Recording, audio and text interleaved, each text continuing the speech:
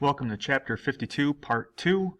We left off talking about the wind patterns and why 30 degrees north and south latitude happen to be desert. That's because of the dry air descending from high in the atmosphere and absorbing all the moisture from this area, bringing it to the equator where it is dumped off, or up north a bit where it's dumped off. Once the water is released, the lighter air rises up into the atmosphere where it cycles back around. We also talked about in part 1 the rotation of the planet around the sun, creating the 4 different seasons, and how the angle of the Earth's axis affects the sunlight, hence causing seasons to change depending on the latitude from one place to the next. In this section, we're going to start looking at terrestrial biomes and how climate and disturbance, a new word there, happen to affect life within those biomes. So to start with, biomes, what are they? They're major life zones characterized by specific types of vegetation or by the physical environment. We'll go into a little bit more about what we're talking about with vegetation and life and the physical environment as we proceed to the next few slides here. What should you know? There's 10 terrestrial biomes or 10 land biomes, and there is a strong relationship to latitudinal patterns as to where these biomes are found. We just talked about deserts being at 30 degrees north and south latitude as a result of the wind pattern. So the climate affects the biomes that we happen to see in these deserts. Now in the previous slide I had mentioned that, well, let's just go back to it, that biomes are characterized by vegetation type or by the physical environment. What that means is if we go to the Sonoran Desert where we live, right about there, we're going to see the same type of environment, vegetation, and life that we would find over here in the Sahara or in Saudi Arabia or any of these other deserts. Will it be exactly the same? No, it absolutely won't. But what we're saying is that there's going to be strong similarities between the type of organisms that happen to inhabit all these deserts that we have along this particular region. Similar for all the other biomes, we have, looks like polar ice or the tundra down here, and can't see it, but up here as well. And we'll see the same similar type of life forms in both those places. Along with the forests that we have along the equator, different life forms here and here, but they're going to be very similar. The weather is going to be very similar, same type of soil conditions, so on and so forth. And it applies to all of these terrestrial biomes listed off to the right over here. So, climate and terrestrial biomes, we compare and contrast the living things and abiotic factors within them. And in the scenario we're looking at here, we're going to be looking at a climograph, which is used to compare or plot the annual amount of precipitation along the average temperature.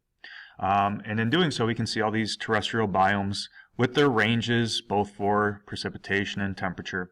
And in this particular example, we're going to be comparing the temperate forest, which is this dark green bubble, with the northern coniferous forests, which are right here. And as we can see, in comparing the amount of rain they get, they are relatively quite comparable. The northern coniferous forests can have regions where they get slightly more and regions where they get slightly less than the temperate forests. But overall, quite similar. The difference between these two forests really is the temperature. We can see that there's a slight zone of overlap, maybe between 15 degrees Celsius and we'll call that say 10 degrees Celsius. There's a slight degree of overlap, but not a whole lot. Generally, the difference between these two biomes, this one's warmer. What is the big deal with that? It's not that much warmer, but it is warmer. Well, pine trees are conifers. Pine trees characterize the northern regions of the United States, southern regions of Canada, and you see a lot of pine trees there. And we don't tend to see a whole lot of those moving south in latitude, like here in Arizona. We'll see some conifers or pine trees in Arizona, but think about where we're going to see those. We're going up in the Flagstaff, high in the mountains, where the temperatures and climate is quite similar to what you'd find up in, say, maybe Montana or the Dakotas. We also see the other ones plotted out here as well, showing us the same thing. For example, we can compare grasslands, and we can say that they are drier than either forest. Grasslands would kind of be this yellowish bubble, so they receive less rain than either of these. But we can also say that deserts are the driest. And we can see that there are some regions where the tundra or Arctic receives very little rain as well. But they have regions where they receive more. Now, climate graphs are based on averages, as that chart had showed us. But patterns play just as large of a role. So in our example here, we're using precipitation, and we can have two different biomes that receive the same amount of annual rain. So let's say two biomes receive, let's say 50 centimeters of rain in the year. One biome might receive 90% of that rain in 2 months of the year,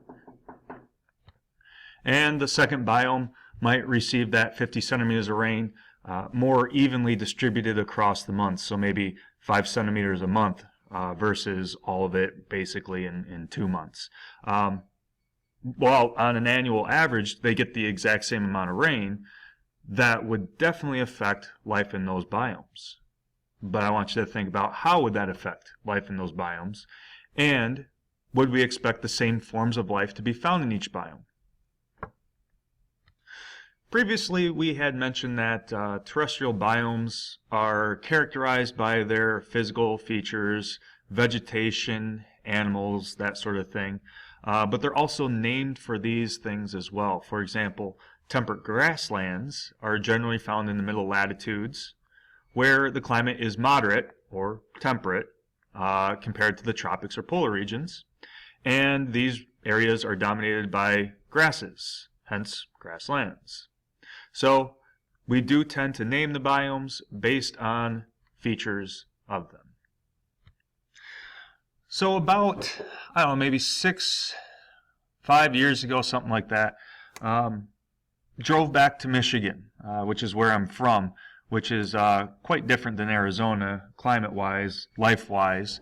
And we could actually see as we made that drive, the desert ending and the next biome beginning, which was kind of cool to see. But I didn't even realize ecotone until really I began to read through this section. An ecotone is an area of overlap, so to speak, between one biome and the next.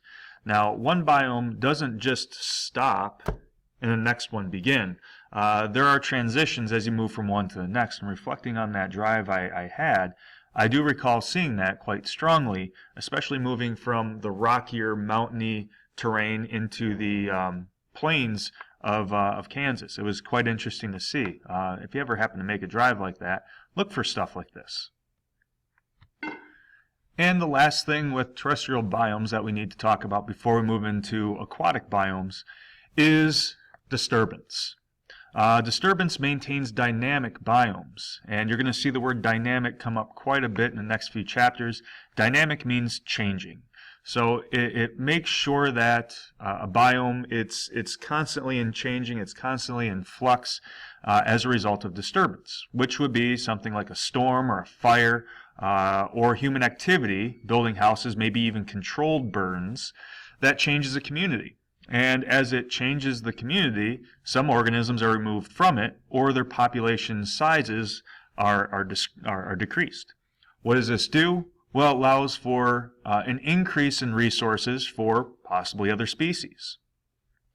An example that you would see in the tropical forest would be hurricanes and other storms coming off the water, which can devastate certain areas. Will life re-inhabit those areas? Well, absolutely. Will it be the same life as previous? Possibly, maybe not. So disturbance, it does keep biomes changing, and this really happens in all biomes, really.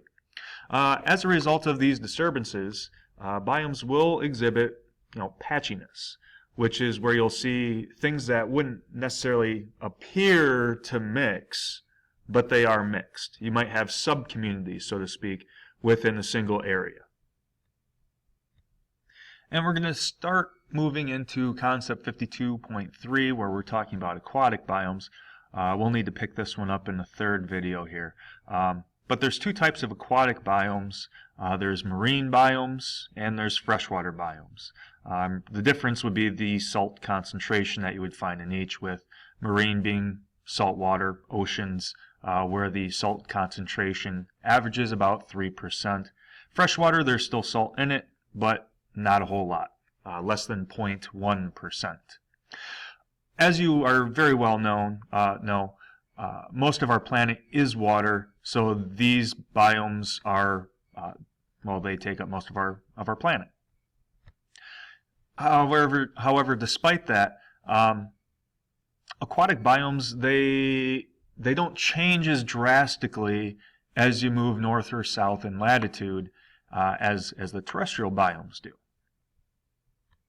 So looking at marine biomes, which would be those saltwater biomes, oceans, 75% of Earth's surface, which plays a huge role for our terrestrial biomes. It supplies the water in precipitation. So all of the water that we get here in Arizona, that's coming from the ocean. Ocean temperatures also have a huge impact on global climate and wind patterns. And lastly, the ocean provides most of the world's oxygen and absorbs most of the world's carbon dioxide. We talked about in chapter 25 how life probably started out in the oceans, and the ocean is a huge, huge reservoir of oxygen. Freshwater biomes, their effects on terrestrial biomes would be, the factors they play on soils and also the biotic components. If there's moisture in the soil, various species of plants can grow, and if there's various species of plants that can grow, there will be various species of organisms that can feed on those plants. Keep in mind that organisms that eat plants are usually pretty specific to the type of plants that they happen to eat. So what plants grow? Well, it depends on the soil conditions. We'll conclude this video by looking at zonation, which you have this picture in your notes, and you also have a string of words on your screen or on your paper that I don't have defined for you on the screen here. Photic zone, aphotic zone, pelagic zone, abyssal zone, benthic zone, benthos, and detritus. Those are all vocabulary words. You can find those on page 1157 if you'd like to turn to the book to get those definitions. But this picture explains what they are. To start with, the photic zone is the top layers of water. We can see that's light blue on our screen, and it's light blue because that means light can penetrate that surface or that layer of water and create light, meaning that plants that are photosynthetic could exist in this zone, which goes from the surface down about 200 meters. Beyond 200 meters, it's pretty much pitch dark, and hence the name aphotic zone, a meaning without light. So beneath this, there is no light, meaning that there couldn't be any photosynthetic plants. The pelagic zone is the entire depth of the water, going from surface all the way to the abyssal zone, which is the deepest part of the oceans, generally ranging between 2,000 and 6,000 meters deep. And going along this surface of the soil here, I guess if you want to call it that, is the benthic zone, which is the top layer of sediment on the floor of the water, wherever you happen to be standing, typically made up of soil and organic matter. Lots of nutrients in there for some of the producers or organisms down here that would feed on dead organisms in that benthic zone. Those organisms that feed on the organic matter in the benthic zone would be those benthos you see on your paper. We'll stop here for this section. We'll pick up with the third video shortly.